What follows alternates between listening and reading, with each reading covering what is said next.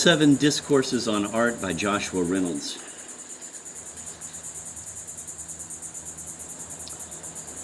Gentlemen, an academy in which the polite arts may be regularly cultivated is at last opened among us by royal munificence.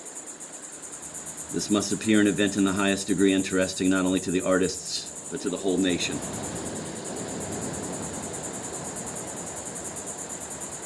It is indeed difficult to give any other reason why an empire like that of Britain should so long have wanted an ornament so suitable to its greatness than that slow progression of things which naturally makes elegance and refinement the last effect of opulence and power.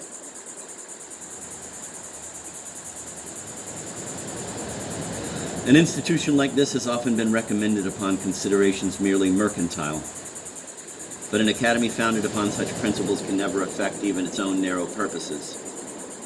If it has an origin no higher, no taste can ever be formed in it which can be useful even in manufactures. But if the high arts of design flourish, these inferior ends will be answered, of course.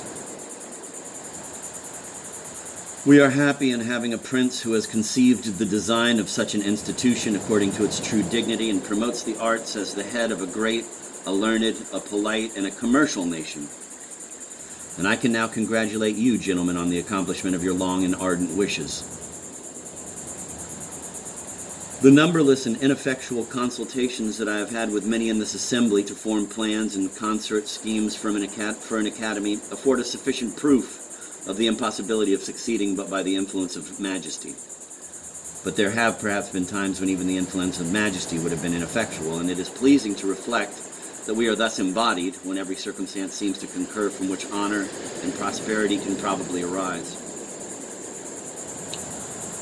There are at this time a greater number of excellent artists than were ever known before at one period in this nation. There is a general desire among our nobility to be distinguished as lovers and judges of the arts. There is a greater superfluity of wealth among the people to reward the professors, and above all, we are patronized by a monarch who, knowing the value of science and of elegance, thinks every art worthy of his notice that tends to soften and humanize the mind.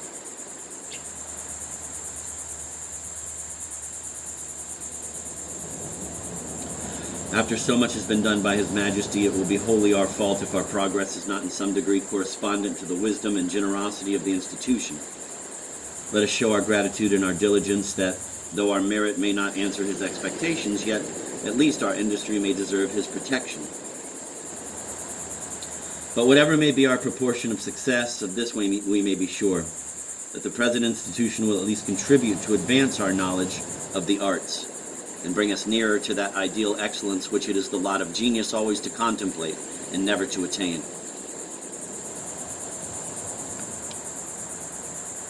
The principal advantage of an academy is that, besides furnishing able men to direct the student, it will be a repository for the great examples of the art. These are the materials on which genius is to work, and without which the strongest intellect may be fruitlessly or deviously employed. By studying these authentic models, that idea of excellence which is the result of the accumulated experience of past ages may be at once acquired, and the tardy and obstructed progress of our predecessors may teach us a shorter and easier way.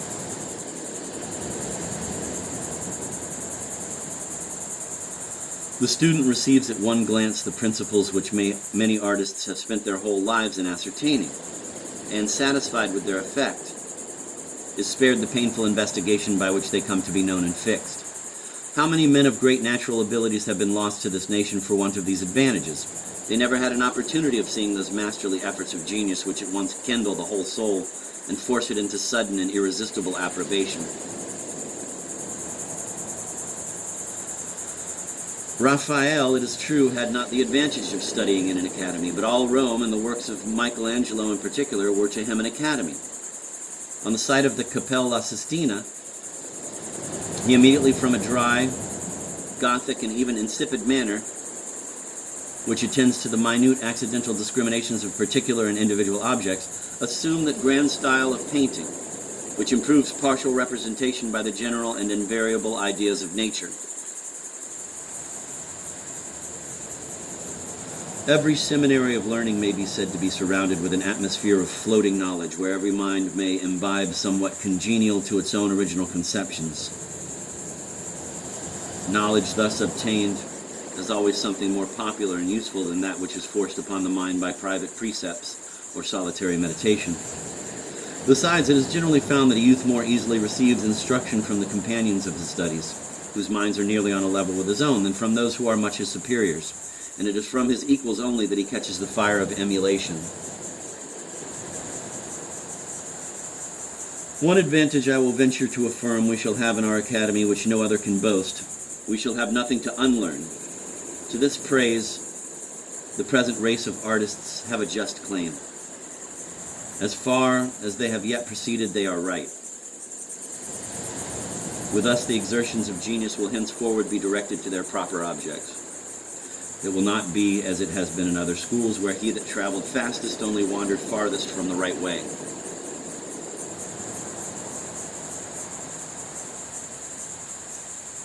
Impressed as I am, therefore, with such a favorable opinion of my associates in this undertaking, it would ill become me to dictate to any of them. But as these institutions have so often failed in other nations, and as it is natural to think with regret how much might have been done and how little has been done, I must take leave to offer a few hints by which those errors may be rectified and those defects supplied. These the professors and visitors may reject or adopt as they shall think proper.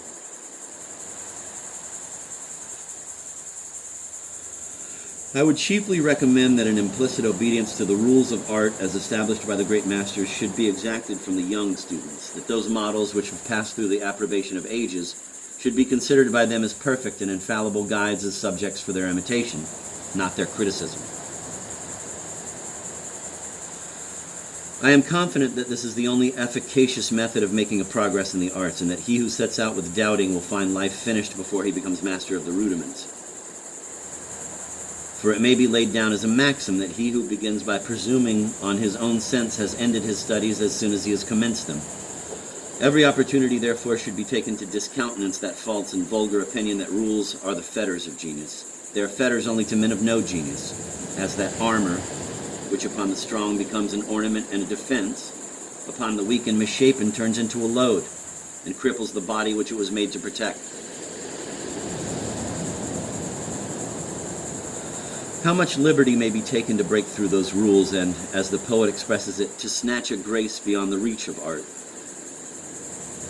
Maybe an after consideration, when the pupils become masters themselves, it is then, when their genius has received its utmost improvement, that rules may possibly be dispensed with. But let us not destroy the scaffold until we have raised the building.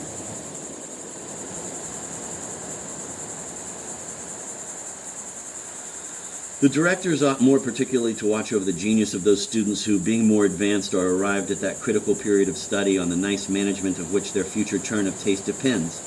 At that age it is natural for them to be more captivated with what is brilliant than with what is solid, and to prefer splendid negligence to painful and humiliating exactness. A facility in composing, a lively and what is called a masterly handling the chalk or pencil are, it must be confessed, captivating qualities to young minds, and become, of course, the objects of their ambition. They endeavor to imitate those dazzling excellences which they will find no great labor in attaining. After much time spent in these frivolous pursuits, the difficulty will be to retreat, but it will be then too late, and there is scarce an instance of return to scrupulous labor after the mind has been debauched and deceived by this fallacious mastery.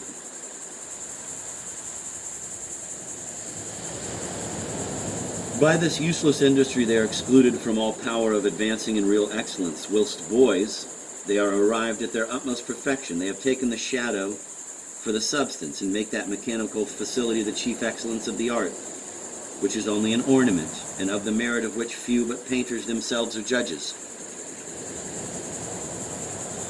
This seems to me to be one of the most dangerous sources of corruption, and I speak of it from experience, not as an error which may possibly happen, but which has actually infected all foreign academies. The directors were probably pleased with this premature dexterity in their pupils, and praised their despatch at the expense of their correctness. But young men have not only this frivolous ambition of being thought masterly inciting them on one hand, but also their natural sloth tempting them on the other.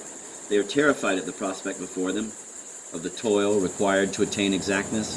The impetuosity of youth is distrusted at the slow approaches of a regular siege, and desires, from mere impatience of labor, to take the citadel by storm. They wish to find some shorter path to excellence and hope to obtain the reward of eminence by other means than those which the indispensable rules of art have prescribed. They must therefore be told again and again that labor is the only price of solid fame, and that whatever their force of genius may be, there is no easy method of becoming a good painter.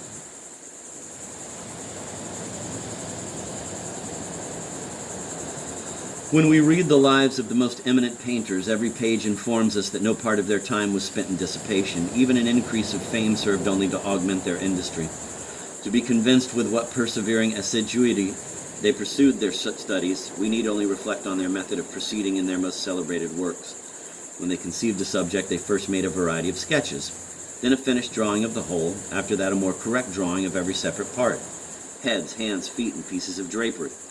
They then painted the picture, and after all retouched it from the life. The pictures, thus wrought with such pain, now appear like the effect of enchantment, and as if some mighty genius had struck them off at a blow.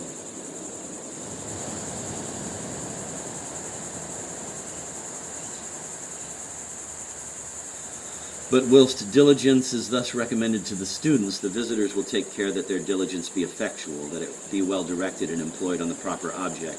The student is not always advancing because he is employed.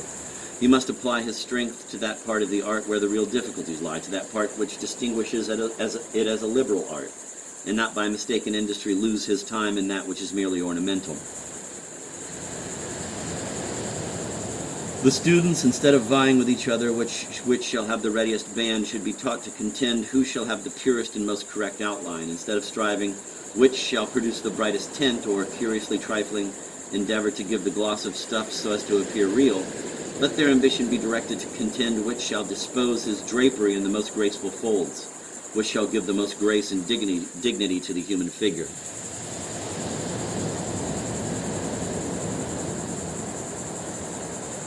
I must beg leave to submit one thing more to the consideration of the visitors, which appears to me a matter of very great consequence, and the omission of which I think a principal defect in the method of education pursued in all the academies I have ever visited.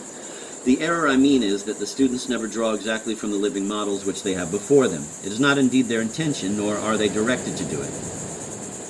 Their drawings resemble the model only in the attitude. They change the form according to their vague and uncertain ideas of beauty, and make a drawing rather of what they think the figure ought to be than of what it appears. I have thought this the obstacle that has stopped the progress of many young men of real genius, and I very much doubt whether a habit of drawing correctly what we see will not give a proportionable power of drawing correctly what we imagine. He who endeavors to copy nicely the figure before him not only acquires a habit of exactness and precision, but is continually advancing in his knowledge of the human figure. And though he seems to superficial observers to make a slower progress, he will be found at last capable of adding, without running into capricious wildness, that grace and beauty which is necessary to be given to his more finished works, and which cannot be got by the moderns, as it was not acquired by the ancients, but by an attentive and well-compared study of the human form.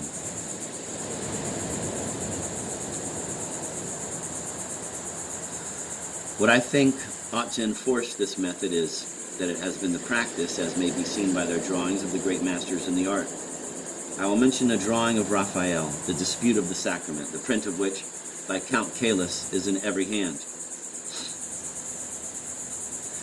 It appears that he made his sketch from one model, and the habit he had of drawing exactly from the form before him appears by his making all the figures with the same cap, such as his model then happened to wear. So servile a copyist was this great man, even at a time when he was allowed to be at his highest pitch of excellence.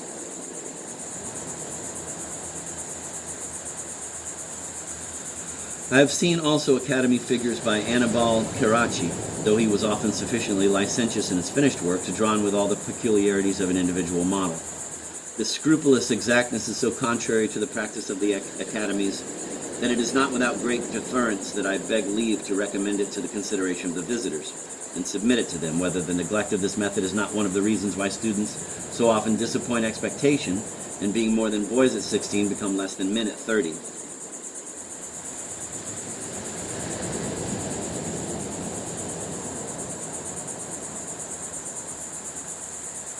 In short, the method I recommend can only be detrimental when there are but few living forms to copy. For then students, by always drawing from one alone, will by habit be taught to overlook defects and mistake deformity for beauty.